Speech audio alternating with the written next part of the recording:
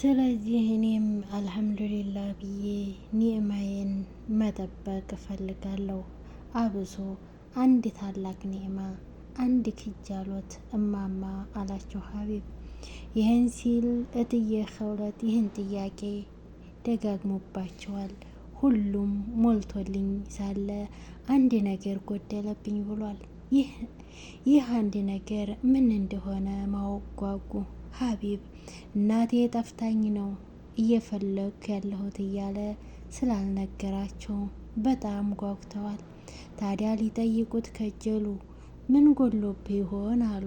ከእርሳቸው ጋር ያወጡ ያወርዱ ጀመር። በገንዘብ የሚገዛ ነገር ቢሆን ኖሮ የሀቢብ እናት ገንዘብ ልቡ የፈለገውን ሁሉ ይገዛለት ነበር አሉ። ታዲያ ሀቢብ ምን ጎደለው? ቤቱ ገብቼ አይቻለሁ። የታመመ የተጨነቀም ሰው የለም፣ አላየሁም። ምን ይሆን አሉ። ግን ብዙ ከራሳቸው ጋር መወያየት አልፈለጉም። ምክንያቱም ቅድም ራሳቸውን እንዳሉት ውስጥህን ጥያቄ ሲፈጥርብህ ጠይቅ ብለውት ነበር። አሰላሙ አሌይኩም ወራህመቱላሂ ወበረካቱ። ውድ ቻናሌ ተከታታዮች እንዴት ናችሁ? አለሁ አልሐምዱሊላህ። ለቤት አዲስ ከሆናችሁ ሰብስክራይብ በማድረግ ተቀላቀሉ። ነባሮች ላይክ፣ ሼር፣ ኮሜንት በማድረግ አበረታቱኝ። ዛሬ በክፍል 6 መጥቻለሁ። እምዬን አፋልጉኝ ክፍል 6። ስለዚህ እኔም አልሐምዱሊላህ ብዬ ኒዕማዬን መጠበቅ እፈልጋለሁ። አብሶ አንድ ታላቅ ኒዕማ አንድ ክጃሎት እማማ አላቸው ሀቢብ። ይህን ሲል እትዬ ኸውለት ይህ ጥያቄ ተደጋግሞባቸዋል። ሁሉም ሞልቶልኝ ሳለ አንድ ነገር አጎደለብኝ ብሏል። ይህ አንድ ነገር ምን እንደሆነ ማወቅ ጓጉ። ሀቢብ እናቴ ጠፍታኝ ነው እየፈለግኩ ያለሁት እያለ ስላልነገራቸው በጣም ጓጉተዋል። ታዲያ ሊጠይቁት ከጀሉ። ምን ጎድሎብህ ይሆን አሉ። ከራሳቸው ጋር ያወጡ ያወርዱ ጀመር። በገንዘብ የሚገዛ ነገር ቢሆን ኖሮ የሀቢብ ሀብትና ገንዘብ ልቡ የፈለገውን ሁሉ ይገዛለት ነበር አሉ። ታዲያ ሀቢብ ምን ጎደለው? ቤቱ ገብቼ አይቻለሁ። የታመመ የተጨነቀም ሰው አላየሁም። ምን ይሆን አሉ። ግን ብዙ ከራሳቸው ጋር መወያየት አልፈለጉም። ምክንያቱም ቅድም ራሳቸው እንዳሉት ውስጥህን ጥያቄ ሲፈጥርብህ ጠይቅ። በመጠየቅ ብዙ ይኮናል ብለዋል። ስለዚህ ለመጠየቅ ደፈሩ አሉትም። ልጄ ደፈርሽኝ አትበለኝና ይህ አንድ አላህን አጎደለብኝ የምትለው እንደው አዘገየብኝ የምትለውን ነገር ብትነግረኝ ደስ ይለኝ ነበር። ሲያማክሩት ቆንጆ አይደል? ምናልባት እኔም ዱአ አደርግልህ ይሆናል። የእናት ዱአ ደግሞ ይጠቅማል። አላህ እንደሆነ ዱአ ሲቀበል ሀብታም ደሃ አይልም። እንደውም የተቸገረውን ሰው ዱአ ይሰማል። አደርግልሃለሁ ንገረኝና ሞላልኝ ስትለኝ ልስማ። ዛሬ ልጅ የሆነኸኛል፣ እኔም እናት ልሆንህ እስቲ አሉት።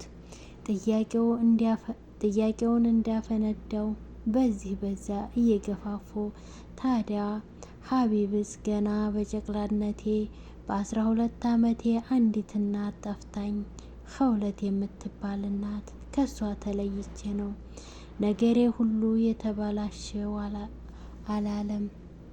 ምድሩ የጨለመብኝ ዓለምም የጨለመብኝ ጠዋቱ አልነጋ ያለኝ ምሽቱ የረዘመብኝ ይላቸው ይሆን ወይስ ምን ይፈጠራል? እትዬ ኸውለት ሀቢብ የደበቀውን ውስጡ የሚሻውን የልቡን መሻት ሊጠይቁት ፈለጉና ጥያቄ ያቀረቡለት። ሀቢብ ብዙ አመነታ፣ ከራሱ ጋር ተማከራ፣ ሊያወጋቸው ፈለገ። ግን ከየት ጀምሮ? ስለዚህ ጉዳይ ምንም ለማያውቅ ሰው ምን ተብሎ ነው የሚነገረው? ከየቱ ጋር ነው ታሪኩ የሚነሳው? ምንስ ብሎ በምንስ አማርኛ አለ ሀቢብ። ለሳቸው ለመንገር ሲል ወደ ድሮው የ25 ዓመቷት ወደ ኋላ ሽምጥ ጋለበ። ታዲያ እነዚያ ሁሉ ዓመታት ተመልሶ ከእናቱ ጋር ያለውንና የነበረውን ፍቅር ለመግለጽ ቃላት አጠረው። አይኖቹ በእንባ ሞላ። መኪናውን ለመንዳት አይኖቹ ማየት እስኪከብደው ድረስ እንባ አይኑን ከለለው። ይሄኔ እትዬ ኸውለት በፍርሃት ተሞሉ። ውስጡ መጨነቁን በሀዘን መዋጡን ሲመለከቱ ከዚህ በላይ ሊያስጉዙት አልፈለጉም። አለፍ ሲልም ሀቢብ ስቅስቅ ብሎ አለቀሰ። እናቱን ያጣ ልጅ እናቱን የተለየ ልክ እንደ ሕፃን ልጅ ፍቅፍቅ ብሎ በለቅሶ ተሞላ። ይሄን ጊዜ እትዬ ኸውለት ይብቃህ አሉት። በቃህ ልጄ፣ ከዚህ በላይ እንድትጨነቅ አልፈልግም በቃ አሉት። ሀቢብ ከራሱ ጋር ለመሆን ለመረጋጋት ደቂቃ ወሰደበት። ተረጋጋና ወደ ራሱ ተመለሰ። ሀናን ቤት ውስጥ ተቀምጣለች። የሀቢብ ባለቤት ትንሿ እንቲሳር እና የቤቱ ኻዲም ሌይላ እየተጫወቱ ነው። ይሯሯጣሉ፣ ይሳሳቃሉ። ሀናን ግን ከመስኮቱ ዳር ላይ ሆና አሻግራ እየተመለከተች በትካዜ ተሞልታለች።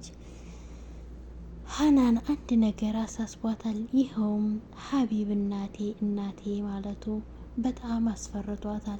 በእርግጥ ሀቢብን ስታውቀው ጀምሮ የእሱ የልብ መሻር በእናቱ እንደሆነ ታውቅ ነበር። ግና ቢያንስ ካገባሁት በኋላ እናት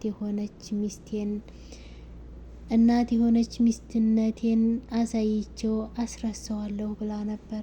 ያም ሊሆን አልቻለም። ብዙ ፍቅርና ብዙ ሚስትነትን ብትሰጠውም የሚገባበትን የሚስትነት ድርሻ እንጂ የእናትነት ቦታ ልትሸፍንለት አልቻለችም። ታዲያ ሀናን ሌላ መፍትሄ አሰበች። ይኸውም ልጅ በወልድለት እናቱን ይረሳል አለች። ልጅ ከወለድኩለት አያስታውሳትም፣ እናቱን እርግፍ አድርጎ ይተዋል አለች። እንቲሳርን ወለደችለት። በአላህ ተውፊቅ ልጅ አገኙ። ይሁንና ገና ልጅቷን ሲመለከት እናቴ አለ። እንቲሳርን እንዳየ ምን ነው እናቴ ይህን አይታ ለወግ ማዕረግ እንዳበቃኋ ታውቃ ሕፃን እያለሁ ተለይታኝ ሕፃን እንዳፈራሁላት ብታውቅ ምንኛ ደስ ባላት ሲል ይንሰቀሰቃል፣ ያለቅሳል፣ ይተክዛል፣ ይመኛል፣ ይናፍቃልም። ታዲያ ሀናን ምንም መፍትሄ ስላጣች ቁጭ ብላ ነገሩን ማየት መልካሙን መመኘት ጀምራለች።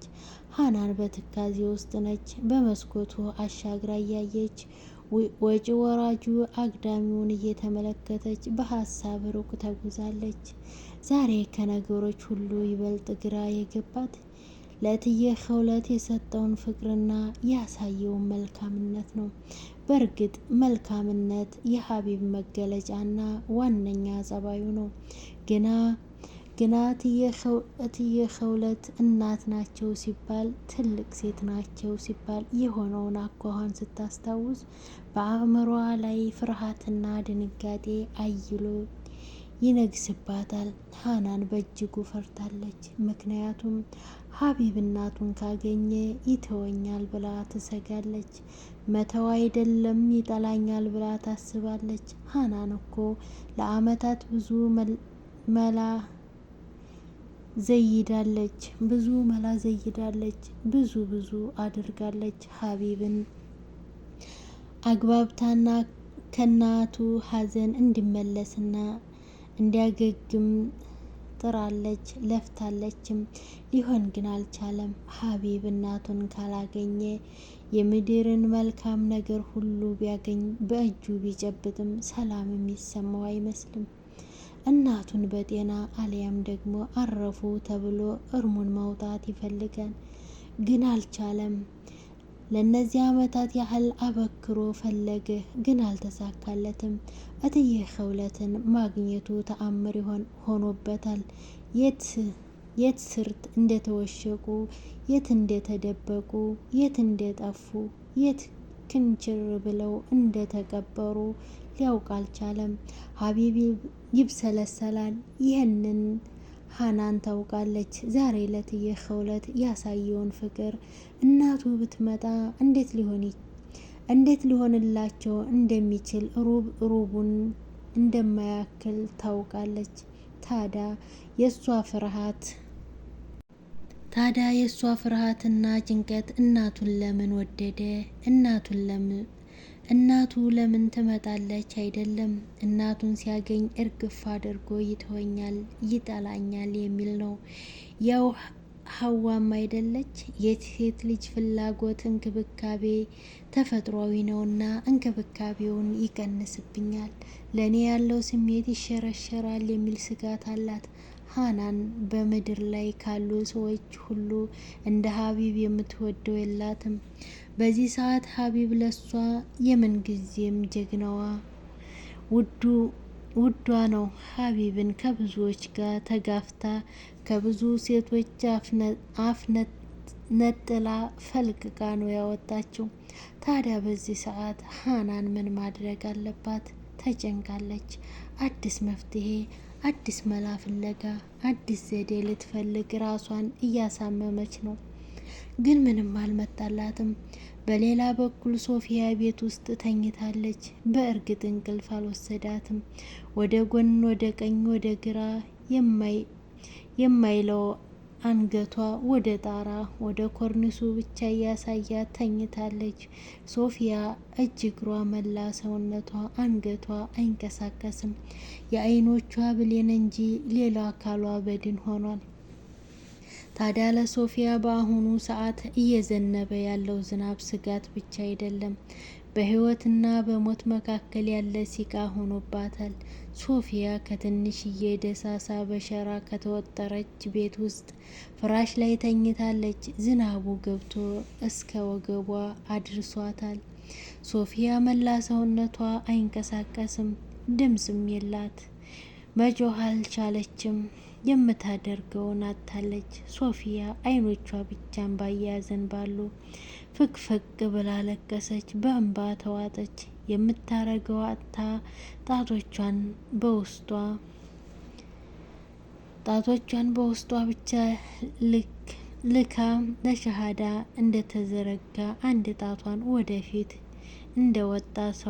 እንዳወጣ ሰው በውስጧ እያሰበች ሸሃዳ መያዝ ጀመረች። ላኢላሀ ኢለላህ ሙሐመድ ረሱሉላህ። ሶፊያ እንደምትሞት ተሰማት። በህመሟ ከሆነችው በላይ ዛሬ የውሃ ሙሌቱ ጎርፍ ቤት ገብቶ ከላይ የዘነበው ከታች የሚወርደው ውሃ አጥለቅልቋታል። በዝናብ ተሞላች። ከወገቡ አልፎ ወደ ደረቷና ትከሻዋ ደረሰ።